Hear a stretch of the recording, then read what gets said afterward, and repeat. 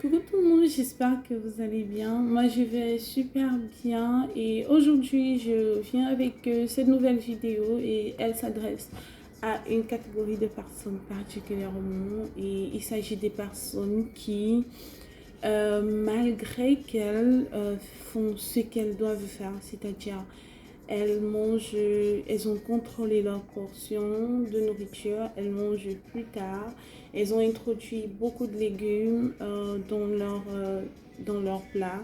Elles font le jeûne intermittent, elles ne prennent presque pas de sucre ajouté et on réduit au maximum les sucres lents mais n'arrive toujours pas à perdre du poids. Alors, cette vidéo, c'est pour ces personnes-là.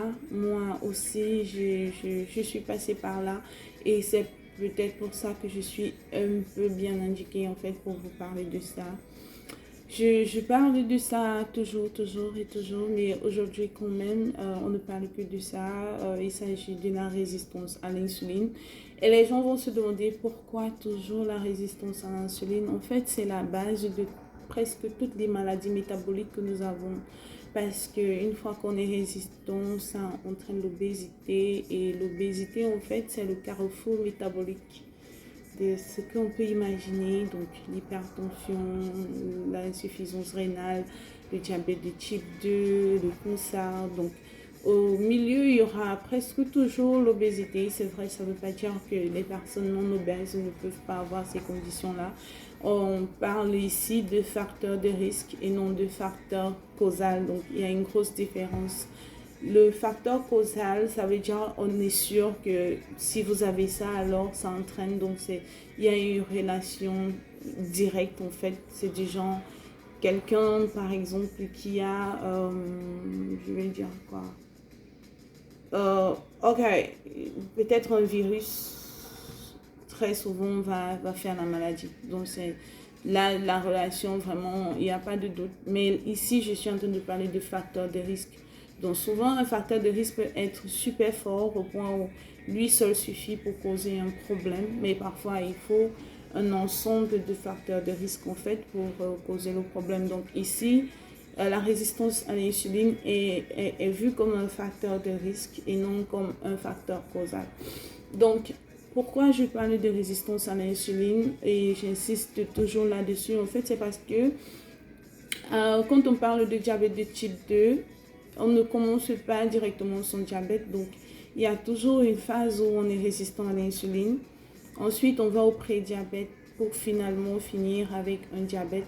Et pourquoi j'insiste beaucoup sur cette phase? Parce que c'est une phase à laquelle on peut encore reverser la maladie. Mais lorsqu'on arrive déjà au stade de diabète, malheureusement, il est impossible de remédier à la situation parce que ça veut dire que notre pancréas est déjà complètement détruit et ne peut plus produire d'insuline.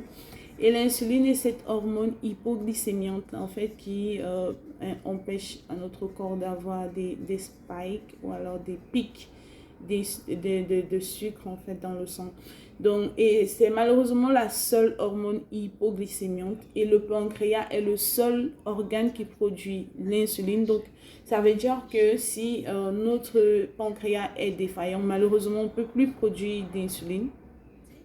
Et vous pouvez imaginer ce que ça peut entraîner. Donc, vous serez obligé de vivre, de vous faire des injections d'insuline à chaque fois. Et ce n'est pas hyper agréable. En tout cas, je ne souhaite ça à personne. Donc, il y a des gens qui... j'ai des clients, en fait. La vidéo va du fait que j'ai des clients à qui je parle. Je leur dis toujours, est-ce que tu penses que tu peux avoir une résistance à l'insuline? Et elle me dit non, tout va bien, mon médecin prend ma glycémie à chaque fois que je vais pour mon check-up et tout va bien. Bon, ce qu'on oublie, c'est que le médecin, lui, souvent, il cherche à savoir si tu es diabétique. Rarement, les médecins vont traquer le prédiabète. Donc, quand vous allez en journée, généralement, la glycémie est normale, mais ça ne veut pas dire que vous ne pouvez pas avoir une résistance à l'insuline. Donc, le meilleur moyen, il y a deux moyens pour traquer l'insuline, la résistance à l'insuline en fait. Donc, la première méthode, on ne va pas vraiment s'attarder là-dessus parce que ce n'est pas un truc qu'on peut faire à la maison. C'est traquer l'hémoglobine glyquée. Donc, lorsqu'on consomme beaucoup de sucre, il arrive un moment où le sucre se rattache à notre hémoglobine dans le sang. Donc, en voyant la quantité d'hémoglobine glyquée, c'est un peu un indicateur de combien nous consommons du sucre. Et c'est aussi un très bon indicateur parce que votre quantité d'hémoglobine glyquée donne un peu une allure de votre consommation du sucre sur 3 mois. Donc, mais c'est réservé aux professionnels. Mais ici, on va parler d'une méthode qu'on peut faire à la maison. Et il s'agit de traquer votre glycémie, mais à jeûne et 1 heure après le repas. Et ça se fait hyper facilement. Il suffit d'avoir un glucomètre. Celui-ci, je l'ai acheté sur Amazon. Je ne fais pas la publicité. Vous pouvez acheter n'importe lequel. Je l'ai acheté parce qu'il était à bon marché. Il était en solde et il était à 20 $. Donc, dès que vous vous réveillez le matin, la première des choses, sans avoir mangé, et lorsqu'on dit glycémie à jeûne, ça veut dire que vous avez fait au moins 8 heures sans manger. Vous n'avez bu que de l'eau et vous traquez votre glycémie. Si vous n'êtes pas résistant à l'insuline, alors vous aurez une valeur inférieure ou égale à 94 mg. Mais si vous êtes résistant, vous serez au-dessus de cette valeur-là.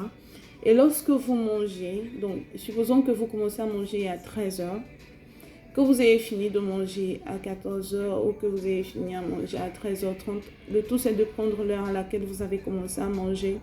Si vous avez commencé à manger à 13 heures, alors à 14 heures, vous traquez votre glycémie. Et c'est également un indicateur de si vous êtes résistant, désolé pour le train, si vous êtes résistant à l'insuline ou pas. Donc la valeur doit être inférieure ou égale à 140 mg par décilitre de sang. Donc si vous traquez ces deux valeurs-là, vous vous réveillez le matin, votre glycémie est au-dessus de 94 mg par décilitre de sang, ou alors votre glycémie après le repas est au-dessus de 140 mg par décilitre de sang, alors dites-vous que vous êtes résistant à l'insuline. Et c'est le problème en fait de beaucoup de personnes qui n'arrivent plus à perdre le poids. Donc il sera question de résoudre le problème de résistance d'abord avant d'espérer perdre du poids, parce que comme je l'ai dit dans une vidéo précédente, lorsque on est résistant à l'insuline, après nos repas, le pancréas sécrète de l'insuline afin que la glycémie soit abaissée, mais malheureusement la glycémie reste élevée.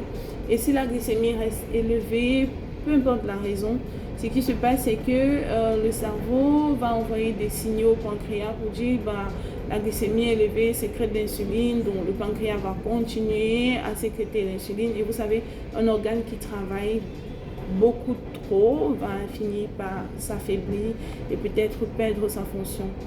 Donc il y a aussi ce jeu d'hormones là. Lorsque l'insuline est élevée, la leptine elle est basse, et la leptine c'est cette hormone là en fait qui signale à votre cerveau que vous êtes rassasié et que vous n'avez pas besoin de manger.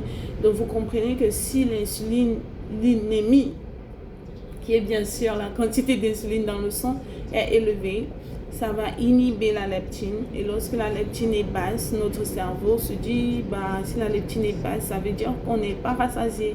Et si on n'est pas rassasié, ça veut dire qu'on a faim. C'est pour ça que lorsqu'on devient résistant à l'insuline, malheureusement, on mange beaucoup, on ne se rassasie pas.